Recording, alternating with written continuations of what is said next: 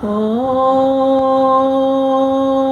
विश्वानि देव सवितर्दुरितानि परासुव यद्भद्रं तन्नासुव।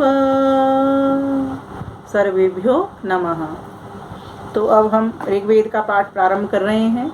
जैसा कि आप सभी को विदित है, प्रथम मंडल के दूसरे अध्याय के 26वें सूक्त को हमने इससे पिछले भाग में संपन्न कर दिया था। आज हम 27वें भाग को प्रारंभ कर रहे हैं। तो इस जो मंत्र अभी प्रारंभ होंगे, इनमें गायत्री छंद है, इनमें अग्नि देवता है, विषय है, और इसमें गायत्री और त्रिष्टुप छंद है, और षड्ज और धैवत दो प्रकार के इसमें स्वर हैं। अर्थात इन स्वरों में ये गाया जा सकता है। कौन कौन से? षड्ज और धैवत। ये जैसे हम 7 स्वर बोलते हैं ना, सा रे ग म प ध नी, है ना, ये हो गए 7 स्वर यहाँ तक, नी तक। अब शा से षड्ज, रे से ऋषभ, सा रे ग से गांधार, सा रे ग म से मध्यम, सा रे ग म प से पंचम, सा रे ग म प, ध से धैवत, नी से निषाद। इस प्रकार से ये हमारे 7 स्वर होते हैं। अब इसमें जो स्वर है, एक तो धैवत है, सा रे ग म प ध नी, छठे नंबर पे ये धैवत स्वर आया था, ध, और पहला षड्ज, श से षड्ज। तो इस प्रकार से षड्ज और धैवत ये दो इसमें स्वर है, पहला और छठा स्वर। तो अब आइए इनको प्रारंभ करते हैं हम।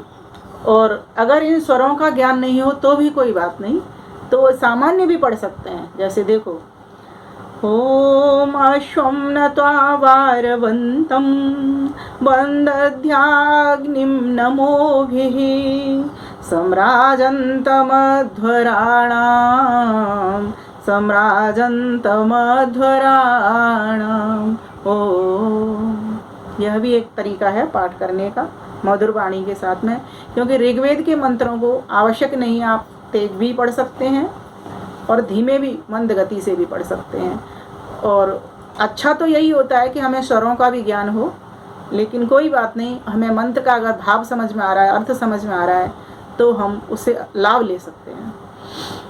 इस मंत्र में उपमालंकार है। इसमें कहा गया है, जैसे विद्वान अपनी विद्या के प्रकाश आदि गुणों से अपने राज्य में अविद्या अंधकार को निवारण कर प्रकाशित होते हैं, वैसे परमेश्वर सर्वज्ञपन आदि से सर्वत्र प्रकाशमान है।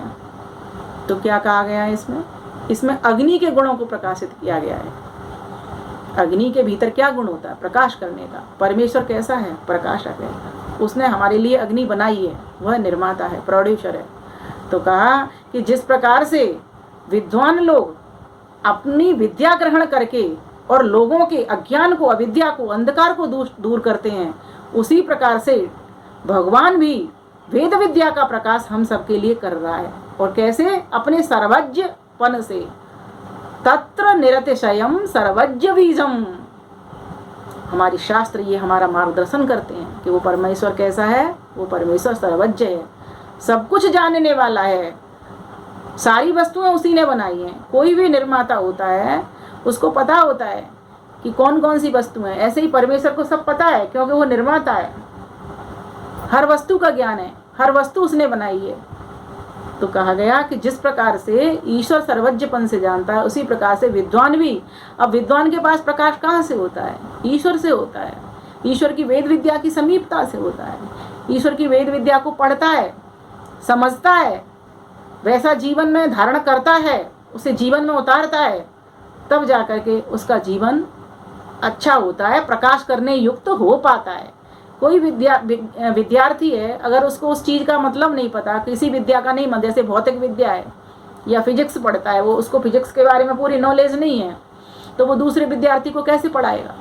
तो विद्वान होने के लिए सर्वप्रथम तो उस बात को समझना आवश्यक है। तो इस वेद विद्या को जो व्यक्ति वेद विद्या को समझ लेता है, समझता कौन है? जो पढ़ता है। तो हम पढ़ने वाले बने, समझने वाले बने, और सिर्फ समझ के यूं ही ना छोड़ दें, स्वयं तो अपने भीतर भरी लें, बाहर भी इस प्रकाश को फैलाना है, जिससे कहीं भी कोई भी अंधकार ना रहे, किसी के पास कोई भ्रम ना रहे, रूढ़ियां ना रहे, अंधविश्वास ना रहे, सभी को सत्य सत्य बोध हो। क्यों? क्योंकि वेद सब सत्य विद्याओं का पुस्तक है। वेद का पढ़ना पढ़ाना और सुनना सुनाना सब आर्यों का परम धर्म है। इसीलिए जो व्यक्ति इस वेद विद्या का प्रचार प्रसार करता है, ईश्वर की वाणी को चारों ओर बढ़ाता है, वो व्यक्ति भगवान का बंदा है, भगवान का अमृत पुत्र है, क्योंकि वो अमरत्व की ओर बढ़ रहा है। और अमरत्व को बढ़ाने वाली ये जो विद्या है वो योग विद्या है, पराविद्या है, परमेश्वर की विद्या है, अध्यात्म विद्या है, ये ईश्वर के आनंद को दिलाने वाली विद्या है। तो क्यों नहीं इस विद्या का, वेद विद्या का हम नित्य पाठ करें, हम विद्वान बने, विद्वान बनकर सारे जग को आलोकित करें।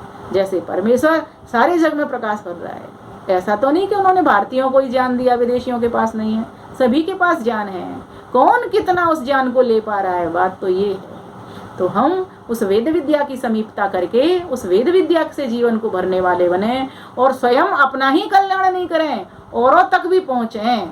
ऐसा इसका उपदेश है कि ईश्वर सब जगह पहुँचा हुआ है, उसको जाना नहीं पड़ता, क्योंकि वो सर्वव्यापक है, सर्वदेशी है, सब जगह रहता है। लेकिन जीवात्मा तो एक देशी है ना, मैं यहाँ हूँ तो वहाँ तो नहीं हूँ, तो मुझे जाना पड़ेगा। तो यहाँ यही उपदेश दिया गया है कि हम विद्वानों का क्या कर्तव्य बनता है, जो वेद विद्या के विद्वान उनका क्या कर्तव्य बनता है, इस वेद विद्या को लेकर के स्वयं ग्रहण करके जीवन को बना करके वैसा वेद विद्या के अनुकूल और आगे आगे पहुँचें, आगे आगे सबके जीवन के अंधकार को नष्ट करें। तो आइए देख लेते हैं दूसरा मंत्र क्या कहता है।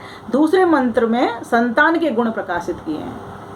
तो इसमें कहा ओम सगानः सूनुः शवसा पृथु प्रगामासु शेवः मीढ्वम् अस्माकं बभूयात् मीढ्वम् अस्माकं बभूयात्। ओ इस मंत्र में वाचक लुप्तोपमा अलंकार है। वाचक लुप्तोपमा को मैं समझा चुकी हूँ कि किस प्रकार से जो शब्द कुछ कम शब्दों से जब बात कह दी जाती है उसमें वाचक शब्दों को छोड़ दिया जाता है, लुप्त कर दिया जाता है और उपमा दी जा रही है, लेकिन वाचक शब्द के, का, की, समान ऐसे शब्द नहीं कहे जा रहे हैं, तो वहाँ वाचक लुप्तोपमा होता है। तो कहा जैसे विद्या सुशिक्षा से, उत्तम शिक्षा से, धार्मिक सुशील उत्तम शील वाला पुत्र अनेक अनुकूल कामों को करके माता पिता आदि के सुखों को नित्य सिद्ध करता है।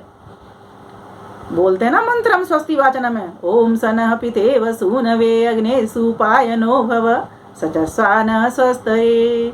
जैसे सुत को शिक्षा देकर पिता सुजान बनाता, वैसे जगत पिता जीवों को ज्ञान पीयूष पिलाता, ज्ञान पीयूष पिलाता। इस प्रकार से बोलते हैं ना, ठीक वही बात है। जैसे विद्या सुशिक्षा से धार्मिक सुशील पुत्र अनेक अनुकूल कामों को करके माता पिता आदि के सुखों को नित्य सिद्ध करता है। अब यहाँ अनुव्रतः पितुः पुत्रो, पुत्र पिता का अनुकूल हो, अनुव्रती हो, उसकी अच्छी अच्छी बातों को मानने वाला हो। तो कहा जो पुत्र अपने पिता के लिए अपनी विद्या से अर्थात उत्तम शिक्षित हो करके अपने माता पिता की सेवा करता हो, वैसा ही बहुत गुण वाला या भौतिक अग्नि विद्या के अनुकूल रीति से संप्रयुक्त किया हुआ हम लोगों के सब सुखों को सिद्ध करता है। ठीक उसी प्रकार संतान की भांति ये अग्नि भी हमको बहुत लाभ पहुंचाने वाला है। ये अग्नि से यहाँ की उपमा दे दी गई संतान की। जिस प्रकार से संतान अपने माता पिता को उत्तम विद्या युक्त होकर के सुख पहुंचाता है, संस्कारी होकर के सुख पहुंचाता है, ठीक उसी प्रकार से ये अग्नि भी हमको बहुत सुख पहुंचाने के लिए परमात्मा ने बनाई हुई है। इसीलिए परमात्मा का तो धन्यवाद है ही, इस अग्नि के भी बहुत सारे प्रयोगों को हम सीखें, इनसे आविष्कार भी करने वाले हम बने, इससे सुख भी लेने वाले हम बने। ये जो अभी हमने यज्ञ किया, ये यज्ञ में भी अग्नि थी, अग्नि के द्वारा ही हमने सारी वस्तुओं को चारों ओर पहुंचाया, जलवायु को सुगंधित किया। अन्न जल वायु इस यज्ञ के कारण ही हमको प्राप्त होते हैं शुद्ध होकर के, क्योंकि हम हवा को और जल को शुद्ध कर रहे हैं। सूर्य क्या करता है, सूर्य के पास ये हवा के द्वारा ये हमारी सुगंध पहुंचती है, वो बादल बनाता है, बादल बना करके जल बरसाता है। ये एक साइकिल, एक चक्र है।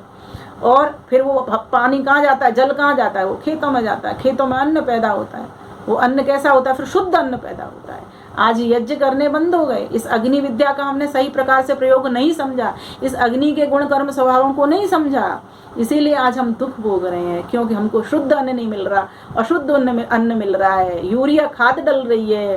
आपने सबने देखा होगा इन दिनों कैसे कैसे फल और फ्रूट आ रहे हैं, बहुत मीठे मीठे आ रहे हैं, एक अलग तरीके का मीठापन उसमें होता है।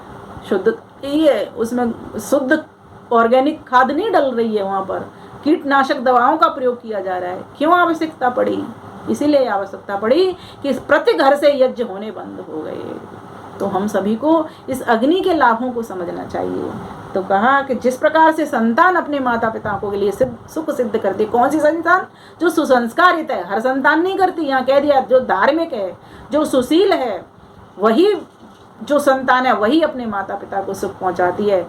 ठीक उसी प्रकार से हम भी अग्नि से भी सुख लेने वाले बने, अर्थात अग्नि से भी को भी सेवन करने वाले बने। कैसे बनता है व्यक्ति अग्नि को भी सेवन कैसे कर सकता है? विद्या के अनुकूल।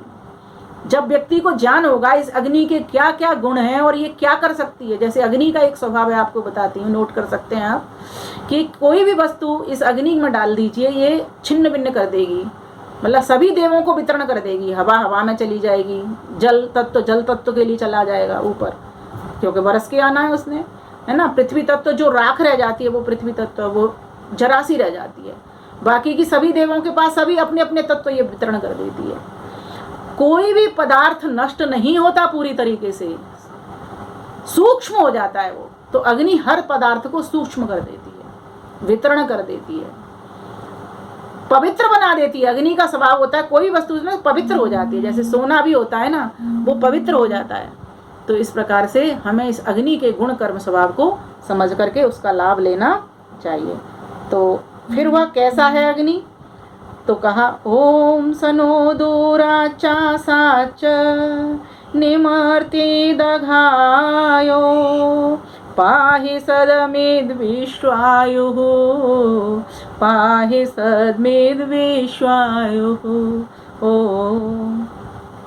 मनुष्यों से उपासना किया हुआ ईश्वर व सम्यक सेवित विद्वान, युद्ध में शत्रुओं से रक्षा करने वाला व रक्षा का हेतु होकर शरीर आदि व विमान आदि की रक्षा करके हम लोगों के लिए सब आयु देता है।